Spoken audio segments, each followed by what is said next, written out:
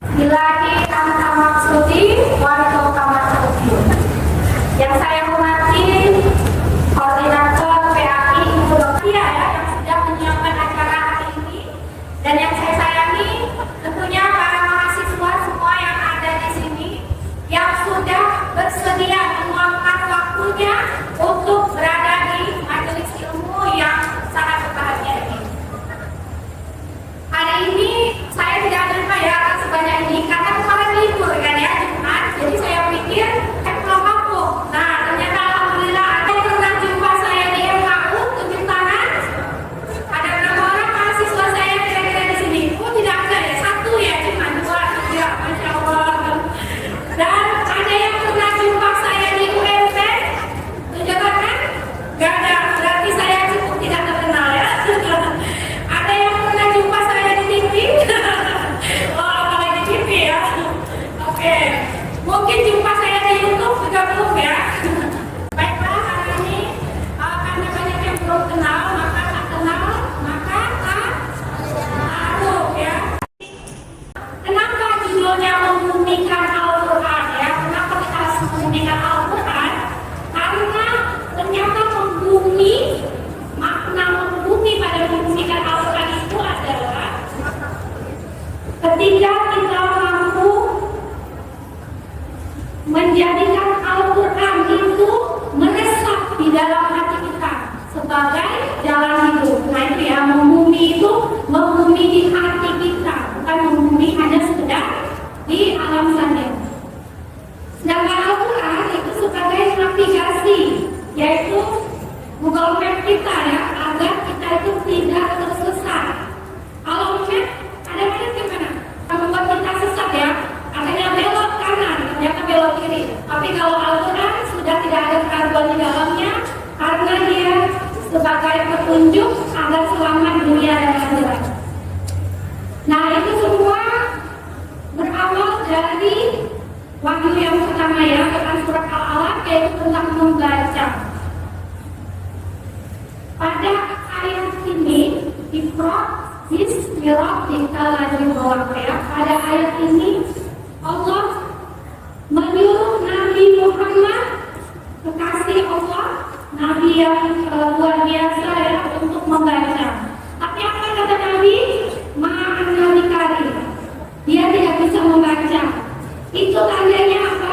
Al-Quran ini benar-benar firman Allah, kata Allah yang tidak ada campur tangan Nabi awalnya. Al-Quran dengan Quran, gimana bedanya? Coba ada yang bisa tunjuk tangan?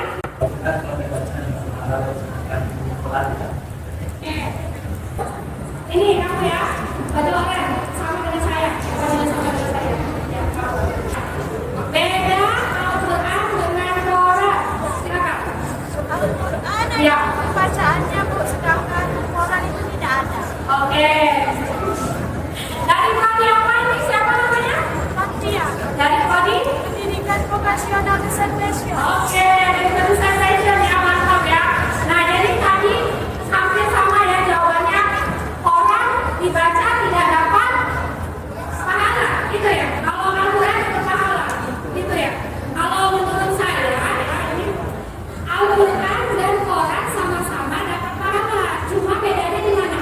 Quran kan sumber informasi, artinya ilmu pengetahuan ada di sana. Berarti membacanya dapat pahala. Tetapi Al-Quran mendapat pahala banyak banget. Nah, itu ada bedanya. Kenapa banyak banget?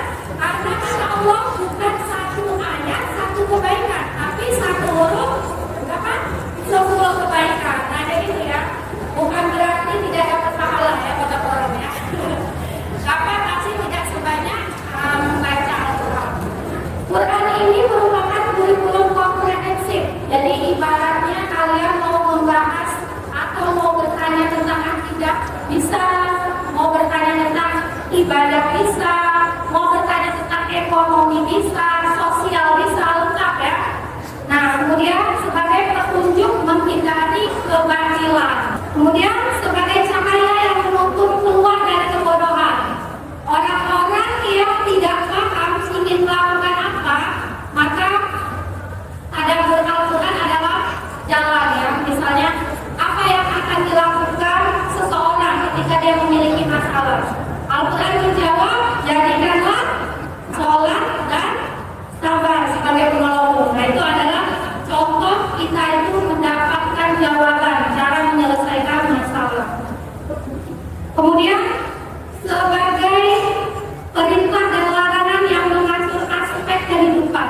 Jadi ada orang yang tidak mau diatur, ada orang yang mau diatur, dan ada orang yang menunda aturan.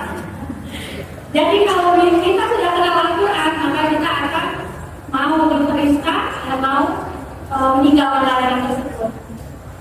Kemudian orang yang mengenal Al-Quran, ciri-ciri selanjutnya adalah menciptakan kedamaian. Jadi dia tidak mau bertengkar, dia tidak mau menzalimi orang lain, dan kemudian dia tidak mau melakukan sesuatu yang menjadikan huru-hara atau provokator yang menyebabkan kerusuhan. Dan selanjutnya, Al-Quran membuat kita jadi semangat bekerja sama dalam kebaikan. Nah, kira-kira di antara 1 sampai 7, apakah yang siswa di sini semua sudah benar-benar merasakannya? Kalau sudah, mereka sudah kenal ya. Oke, mana yang paling sulit? Dan di antara poin 1 sampai 7, mudah semua kan ya? Oke, mudah. Ini kelihatan di wajah-wajah cowok dan ceweknya ini semua mencerminkan ciri-ciri yang ini ya. Mampu membedakan benar dan salah, mampu mengetahui bahwa kurikulum paling lengkap ada di Al-Quran. Selanjutnya, mampu mendapatkan cahaya untuk dan juga perdamaian serta mampu bekerja sama. Selanjutnya, ini dia, kalian berada di level beberapa. Jadi saya bukan seorang qari'ah ya, saya bukan seorang hafizah, saya juga bukan seorang mufasir atau mustahil, tetapi saya seorang dosen PAI. Maka saya masih di level hafiz belum ya, belum seluruhnya sampai 30 juz. Maka mudah-mudahan kalian sudah berada di level yang lebih tinggi dari saya. Itu harapannya ya, karena masih muda ini menggunakan waktu bukan hanya pada level bacaan, tetapi level tadabbur atau merenungi makna ayat, dan yang selanjutnya adalah level penghafal ya. Jadi ya, tanda memegang Al-Quran ya. Yang pertama, bahagia ketika bertemu dengan Al-Quran. Ini yang cowok cewek gimana nih? Ketika jumpa Al-Quran biasa-biasanya bahagia. Misalnya kan ketika nampak Al-Quran di situ, Al-Quran gitu ya. Kira-kira seperti itu nggak responnya? Kalau bahagia, tandanya sudah mampu membunyikan Al-Quran. Dan yang kedua, tidak bosan ketika membacanya. Ada yang pernah baca Al-Quran sampai setengah jam? Bagaimana? Ada, Masya Allah, luar biasa. Ada yang 1 jam? Oh, ada, Masya Allah, luar biasa. Berarti nggak bosan membacanya, sudah memiliki ciri-ciri mempunyai Al-Quran ya. Yang ketiga, rindu ketika jauh dari Al-Quran. Misalnya itu yang tadinya baca Quran, jadi tidak baca Al-Quran karena mungkin matanya yang perih, rasanya pengen baca Quran, rasanya pengen tadabbur Al-Quran, tapi hanya bisa melepaskannya. Itu adalah tanda mempunyai Al-Quran. Kemudian interaksi, bukan hanya membaca, tapi tadi tadabbur dan tahfiz yang menghafal. Ada yang hafis nggak di sini? Oke, belum ada ya. Hafizah gimana hafizah? Just 30 saja? Oh, belum ya. Tapi kalau kalian masuk di PAI nanti syaratnya harus hafal just 30 aja, tidak boleh sudah ya. Nah, selanjutnya orang-orang yang membunyikan Al-Quran itu pasti dia paham Al-Quran. Selanjutnya, ciri-ciri penghafalkan Al-Quran yaitu hati menjadi sehat. Ada yang di sini hatinya sakit? Lebih baik sakit hati atau hati yang sakit? Gimana bedanya? Ada yang tahu? Lebih baik sakit hati atau hati yang sakit?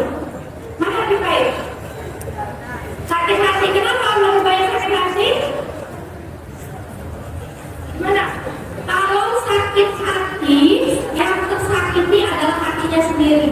Tapi kalau hati yang sakit, bukan hanya menyakiti hatinya, tapi menyakiti orang lain. Gitu ya, ini ada bedanya ya. Mudah-mudahan kalian hanya sekedar sakit hati, bukan hati yang sakit. Ini dia, kalian golongan keberapa? Jadi dalam surat Al-Fatir ada 3 pewaris Al-Quran. Yang pertama adalah orang yang menzalimi dirinya sendiri. Apa ciri-ciri orang yang zalim pada dirinya? konsekuensinya. Yang pertama, dia nggak mau tahu apakah itu dosa atau tidak, artinya tidak mau menuntut ilmu ya. Dan kemudian dia tidak peduli itu dosa atau pahala, artinya cuek. Dan yang ketiga adalah apa? Ciri orang yang zalim. Dia yang tentunya menzalimi orang lain. Dia menganggap bahwa dengan menzalimi orang lain maka dia merasa puas, padahal itu sama dengan dia menzalimi dirinya sendiri. Oke, yang kedua itu kita ciri-cirinya adalah orang yang 50% baik, 50% enggak. Jadi unsur yang enggak konsekuen ya, one. Hari ini baik, besok jahat. Hari ini baik, besok jahat. Dan yang ketiga adalah lebih banyak baiknya, lebih sabar, lebih misalnya ini 90% baik, 10% nggak baik. Nah kalian masuk ke golongan yang berapa nih? 1, 2, 3. Mana ada sebutkan? Satu, ada yang pilih satu? Nggak ada ya? Dua. Oh berarti semua berada di level 3 ya? Lebih banyak baiknya ya? Amin gitu loh. Amin. Oke, semoga kita masuk ke lebih banyak baiknya ya. Nah, kalau lebih banyak baiknya, maka dia mampu mengubah diri jadi lebih baik. Jadi hari kemarin, kalau sama dengan hari ini, maka merugi ya. Kalau misalnya sama aja merugi, apalagi tidak lebih baik. Kalau tidak lebih baik berarti apa? Di bawah merugi apa di bawah merugi? Ada yang tahu? Apa? Kalau orang jualan ada yang rugi, kalau di bawah rugi berarti apa? Nah, bangkrut ya. Kalau tidak lebih baik lebih bangkrut. Tapi kalau lebih baik berarti kalau orang jualan apa?